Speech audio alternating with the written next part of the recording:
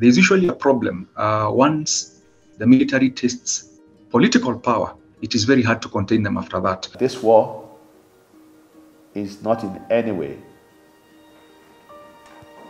going to leave Sudan in a better shape. There is nothing that war can gain.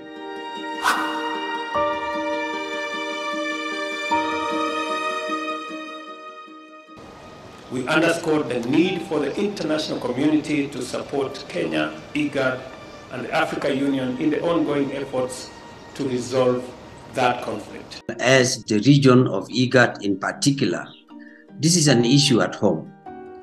And if we can understand ourselves as brothers and sisters, there's no need really for any external interventions in situations like this.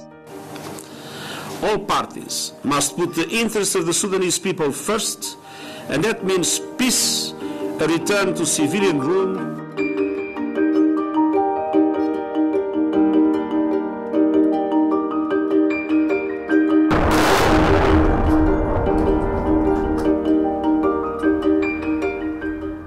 We need the African Union, IGAD, and the UN working in concert, but alone they are not powerful enough.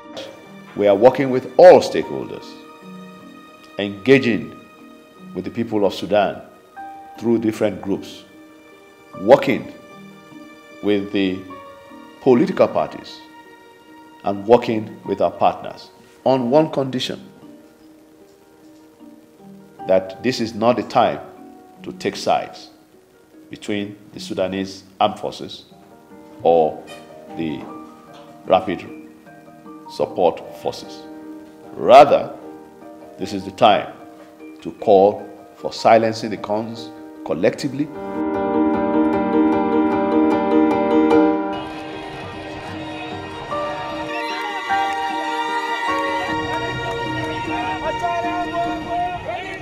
If the RSF and the Sudan army are still fighting, the civilians are going to find themselves caught between a rock and a hard place. So for now, their voice may be a little bit muted. The economy of Sudan was already in dire straits before the conflict. So we're talking of the whole of Sudan, the people of Sudan, having to face crisis upon crisis. What you can say is double jeopardy. But upon a cessation of hostilities, if the hostilities can cease, if the ceasefire can hold, then civilians, using the old platforms that they had before and reviving the framework agreement, they can now relook at it and find their way, find their voice.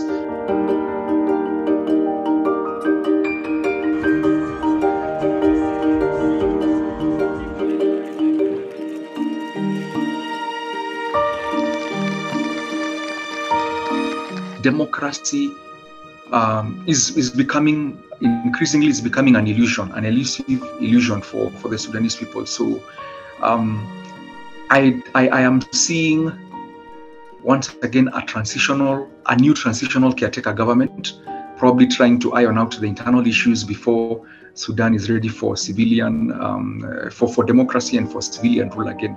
That will take a bit of time from where I sit. Because only a political process that is inclusive of all Sudanese-owned parties will help in solving this crisis